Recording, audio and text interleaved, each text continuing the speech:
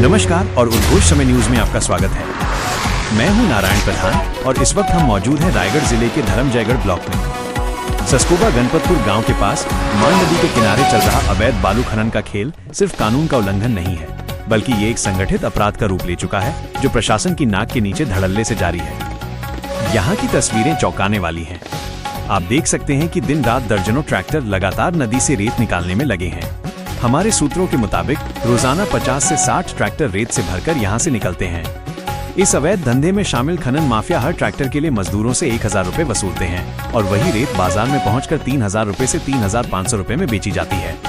इस तरह रोजाना लाखों रुपयों का काला कारोबार खुलेआम चल रहा है। कानून का खुला उल्लंघन, नाबालिग ड्राइवर और बिना नंबर के ट्रैक्टर। ये मामला सिर्फ अवैध खनन तक सीमित नहीं है। हमारे संवाददाता ने मौके पर और अधिक पड़ताल की तो कुछ और चौंकाने वाले तथ्य सामने आए।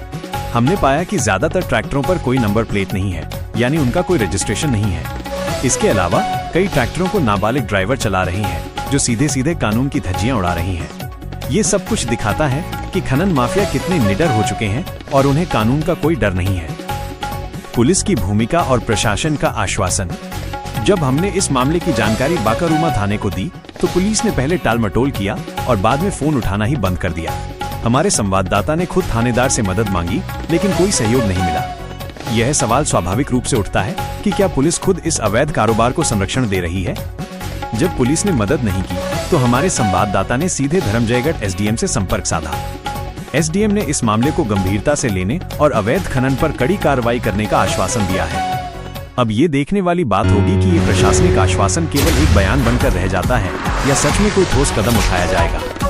इस पूरे गोरख धंधे में 8 से 10 मजदूरों के समूह लगातार सक्रिय रहते हैं, जो खनन माफियाओं को लाखों रुपए का मुनाफा कमा कर देते हैं। निष्कर्ष, एक तरफ सरकार पर्यावरण और प्राकृतिक संसाधनों की सुरक्षा की बात करती है, वहीं दूसरी ओर प्रशासन और पुलिस की लापरवाही से हमारी मांड नदी छलनी हो रही है। इस खबर के बाद बड़ा सवाल यही है, क्या शासन प्रशासन की नींद टूटेगी? क्या अवैध खनन पर सख्त कार्रवाई होगी या फिर हमेशा की तरह ये मामला भी बस दबा दिया जाएगा? फिलहाल मांड नदी से बह रही है सिर्फ रेत नहीं, बल्कि जनता का प्रशासन पर भरोसा भी। रायगढ़ से नारायण प्रधान, उद्घोष समय न्यूज। मैं उद्घोष न्यूज नारायण प्रधान, जिला रायगढ़। यहाँ ग्राम सस्कोबा मांड नदी में अवैध रूप से बालू उत्खनन किया जा रहा है। कई गाड़ी लगे हुए हैं, इनकी कोई लाइसेंस न परमिट नहीं है और ये शासन की अनदेखा स्पष्ट रूप से दिखाई दे रहा है। इसमें कोई कार्रवाई क्यों नहीं की जा रही है? सरपंच के जानकारी में होते हुए भी ये सब उन्हीं के मिलीभगत द्वारा बालू उत्खनन किया जा रहा है। और जो भी ट्रैक्टर लगे हुए हैं, इसमें किसी का लाइसेंस न ड्राइवरों के, सब कोई ड्राइवरों की लाइसेंस नहीं है। गिने चुने ड्राइवरों की लाइसेंस है इसमें।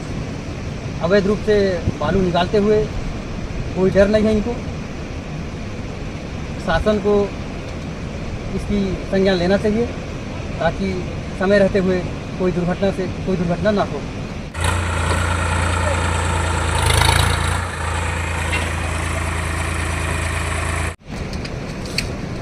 ट्रैक्टरों में कोई नंबर भी नहीं है और यहाँ पे जो भी चालक है, कोई नाबालिग है, कोई एकदम कम उम्र के ड्राइवर दिखाई दे रहे हैं।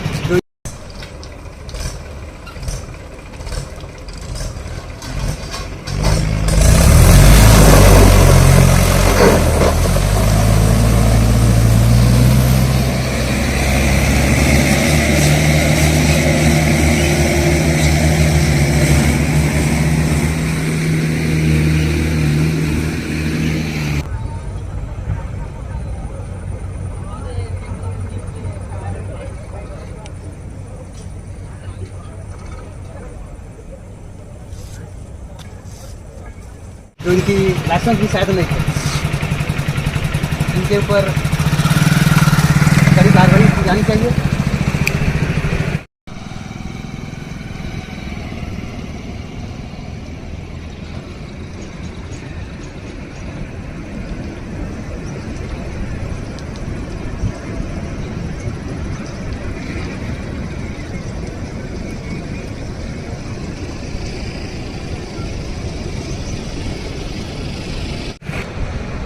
अब देखना ये है कि इस प्रकार की सूचना देते हुए शासन क्या कार्रवाई करती है।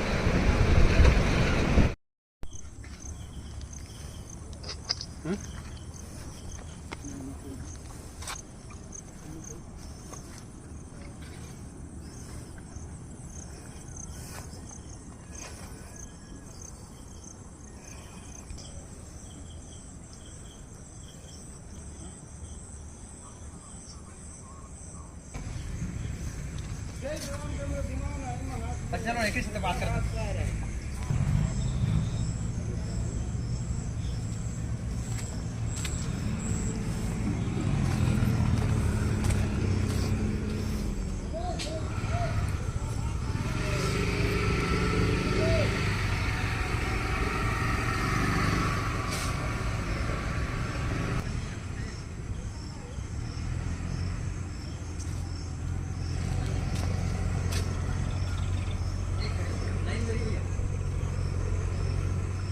हम मौजूद हैं रायगढ़ जिले के धर्मजयगढ़ ब्लॉक के सस्कुबा गणपतपुर गांव में।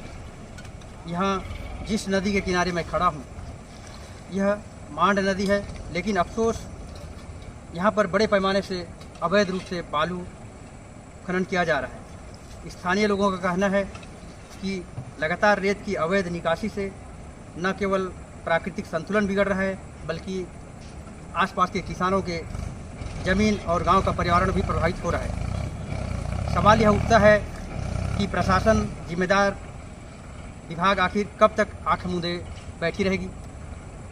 क्या इस तरह से प्राकृतिक संसाधनों का दोहन होता रहेगा? क्या हम इस मुद्दे पे जितना भी जानकारी देते हैं इससे कोई फर्क नहीं पड़ेगा? इस मुद्दे में उजागर करते हुए आपको आगे की जानकारी देंगे नारायण प्रधान, उद्घोष, संभाग रायगढ़।